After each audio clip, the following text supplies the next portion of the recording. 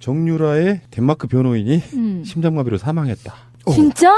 나 그건 네. 몰랐는데. 오촌 살인 사건에 어떤 보는 듯한 느낌? 이거 용마 번개탄이 사용되지 않았을까 싶은 용호 번개탄이지 걱정이 되는데 이 사람이 평소에 건강은 48살에 건강했던 사람이에요. 원래 처음 선임됐던 최고로 그 유명하다는 그 변호사는 이제 변호 중간에 포기를 하고 이게 교체가 된 두 번째 변호사인데 두 번째 변호사가 갑자기 죽어버리는 바람에 또 재판 일정이 뒤로 훅 밀려버렸네. 과연 왜 이게 주변에 있는 애들이 뭐 다 죽어 막 데스노트야? 어떻게 된 거야? 너무 무서워. 알지 말아야 할 걸 알아버렸나? 뭐 우리들은 그렇게 생각할 수밖에 없지. 저번에 왜 그 어떤 분도 갑자기 돌아가셨잖아요. 마지막 증인이었던 박지만의 비서. 물론 우리들 생각은 누가 그런 얘기 했잖아요. 내 수준만큼 사람은 의심을 하게 된다라고. 에이 설마 저기 덴마크까지 가가지고 또 뭐 증거를 알아버려가지고 얘를 또 심장마비하고 칼륨 뭐 이런 거 조사해가지고 죽였을까 생각할 수는 있지만 어떤 음모가 없다면요 이거는 하늘의 저주 같은 거라고 생각이 들지 않으세요? 그러니까 이게 이제 과로사로 지금 얘기를 하고 있는데 아니 박지만 비서도 그랬어. 과로사라는 거죠. 근데 정유라 사건이 과로사를 당할 만큼 어려운 사건이었느냐 이게 굉장히 중요한데 정유라 사건이 덴마크 법원에서 한국으로 소환할 거냐 말 거냐의 문제만 거론이 된 거지 다른 범죄 사실을 조사하거나 변호한 게 아닙니다. 그렇죠. 국제법 따라서 지금 신병을 인도해야 되느냐 말아야 되느냐 이것 갖고 싸우는데 이게 과연 사람이 죽을 만큼 과로사로 필요한 논리가 필요한 거냐 굉장히 의문인데요. 하여튼 법원에서는 소환을 하는 걸로 결정이 났고 이 사람이 대법원에 항고를 하겠다라고 밝힌 시점에서 이제 죽었기 때문에 변호인을 이제 다시 선임을 해가지고 항고를 다시 써서 대법원 쪽에다가 가는 과정을 별도로 거쳐야 되거든. 당연히 그렇죠. 요 기간 동안 얼마를 또 덴마크 법원이 정유라한테 시간을 주게 될지 알 수가 없는 거예요. 지금. 최소한 6개월 정도 걸린다고 하죠. 그런데 어쨌든 어쨌든 이게 정말 좀 이 조사가 돼야 되고 그다음에 정유라를 지금 주변에서 어쨌든 신변을 관리하는 게 국정원일 거 아닙니까? 저는 그렇게 보거든요.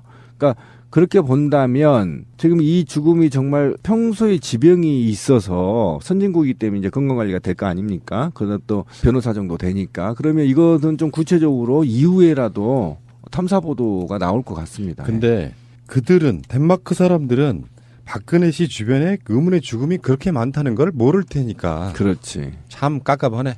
알려주고 싶네 진짜. 알지 않겠어요? 모를 것 같은데. 그러니까 이 변호사가 알지 말아야 할 것을 알아버렸을 가능성도 있다.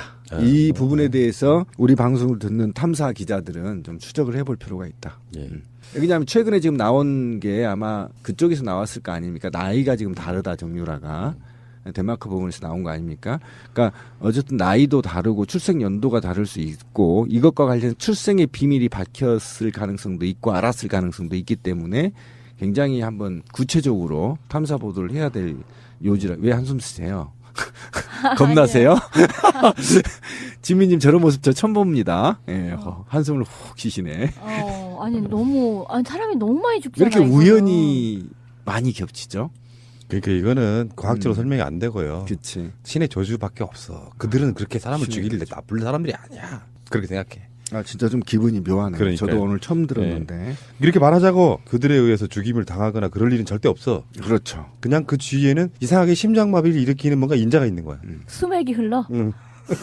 따라다니면서. 하여튼 법원에서는 소환을 하는 걸로 결정이 났고 이 사람이 대법원에 항고를 하겠다라고 밝힌 시점에서 이제 죽었기 때문에 변호인을 이제 다시 선임을 해가지고 항고를 다시 써서 대법원 쪽에다가 가는 과정을 별도로 거쳐야 되거든. 당연히 그렇죠. 요 기간 동안 얼마를 또 덴마크 법원이 정유라한테 시간을 주게 될지 알 수가 없는 거예요. 지금. 최소한 6개월 정도 걸린다고 하죠. 그런데 어쨌든 어쨌든 이게 정말 좀 이 조사가 돼야 되고 그다음에 정유라를 지금 주변에서 어쨌든 신변을 관리하는 게 국정원일 거 아닙니까?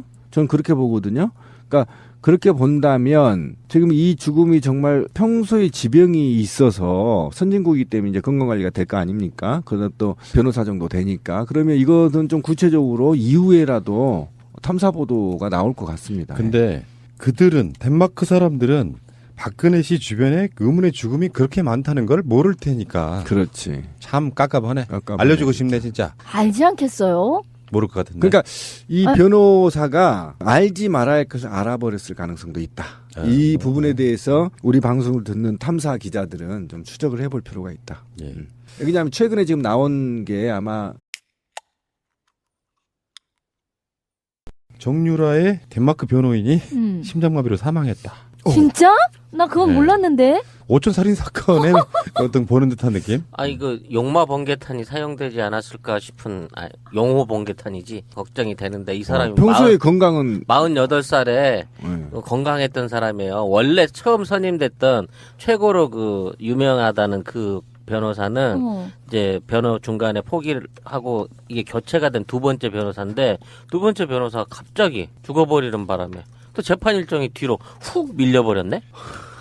과연 왜 이게 과로사라는 거죠. 근데 정유라 사건이 과로사를 당할 만큼 어려운 사건이었느냐 이게 굉장히 중요한데 정유라 사건이 덴마크 법원에서 한국으로 소환할 거냐 말 거냐의 문제만 거론이 된 거지 다른 범죄 사실을 조사하거나 변호한 게 아닙니다. 그렇죠. 국제법 따라서 지금 신병을 인도해야 되느냐 말아야 되느냐 이것 갖고 싸우는데 이게 과연 사람이 죽을 만큼 과로사로 필요한 논리가 필요한 거냐 굉장히 의문인데요. 주변에 있는 애들이 뭐 다 죽어 막 데스노트야? 너무 무서워. 알지 말아야 할 걸 알아버렸나? 뭐 우리들은 그렇게 생각할 수밖에 없지. 저번에 왜 그 어떤 분도 갑자기 돌아가셨잖아요. 마지막 증인이었던 박지만의 비서. 물론 우리들 생각은 누가 그런 얘기 했잖아요. 내 수준만큼 사람은 의심을 하게 된다라고. 에이 설마 저기 덴마크까지 가가지고 또 뭐 증거를 알아버려가지고 얘를 또 심장마비하고 칼륨 뭐 이런 거 조사해가지고 죽였을까 생각할 수는 있지만 어떤 음모가 없다면요 이거는 하늘의 저주 같은 거라고 생각이 들지 않으세요? 그러니까 이게 이제 과로사로 지금 얘기를 하고 있는데 아니 박지만 비서도 그랬어.